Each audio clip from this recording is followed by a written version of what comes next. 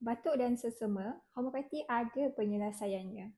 Punca batuk dan juga selsema boleh disebabkan oleh jangkitan virus, iaitu influenza ataupun selsema biasa, common cold. Yang kedua disebabkan oleh alergi, terdedah kepada habuk dan juga debunga pollens yang menyebabkan trigger masalah selsema. Yang ketiga boleh disebabkan oleh faktor perubahan cuaca. Kenapa pilih homeopati? Pertama, disebabkan oleh rawatan homeopati yang semula jadi, natural dan tidak mengandungi chemical yang berbahaya. Yang kedua, remedies untuk batuk dan selsema ni tidak menyebabkan mengantuk. So, sesuai untuk diambil oleh semua peringkat usia, termasuk bayi dan juga orang dewasa. Yang ketiga, rawatan homeopati ni, remedies yang kita bagi membantu fokus penyembuhan secara holistik dengan merangsang sistem badan, imun sistem seseorang untuk respons terhadap jangkitan.